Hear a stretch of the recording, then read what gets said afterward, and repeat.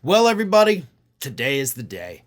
Poor little Steve Bannon, who was convicted of defying a congressional subpoena, being in contempt of Congress in October of 2022. Here we are, July 1st, 2024, and Steve Bannon has to surrender himself today to start his 4-month prison sentence. And yeah, I'm a little happy about that. Justice finally being served. But on the Republicans' part, it's not for a lack of trying, right?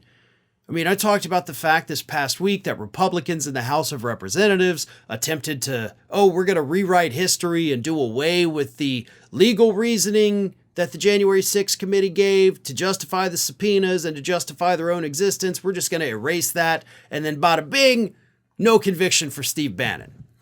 Except that's not how the court system works. When a crime somebody is convicted for suddenly doesn't become a crime in the future, you still have to appeal it and go through an entire court process, none of which happened over this past weekend. So Steve Bannon, if he has not already by the time you watch this, he is probably on his way to the jail and then possibly a pretty nasty prison.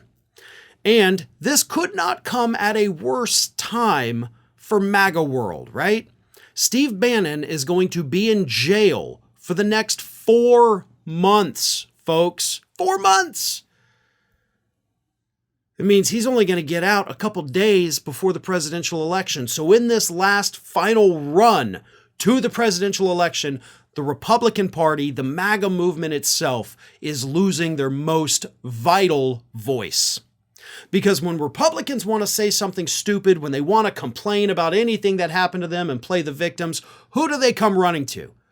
Who does Sidney Powell go to? Who does Mike Lindell go to? Who does Marjorie Taylor Greene go to? Who does Lauren Boebert go to? And Matt Gaetz?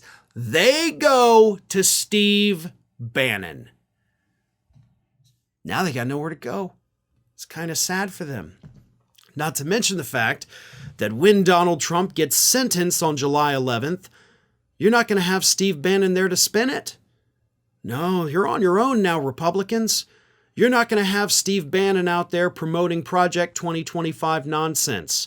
You're not going to have Steve Bannon out there provoking his base into supporting a revenge agenda for a second Trump term.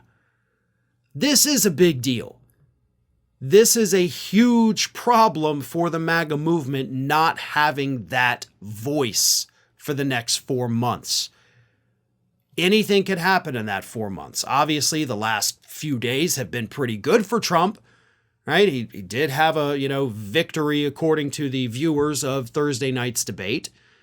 His poll numbers, even prior to that, had started to tick back up a little bit. But things change pretty quickly in American politics, which, of course, we saw Thursday night. We saw it after Donald Trump got his criminal conviction. We'll see it again on July 11th when he's also sentenced. So lots of things can happen. And when you lose your number one spinmeister, the guy out there telling the MAGA crowd, it's fake, don't worry about it, this is what's really happening, the Democrats, blah, blah, blah. When you lose that, you lose the ability to craft a counter narrative. And that is what is being taken away from the Republicans as Steve Bannon heads to jail today.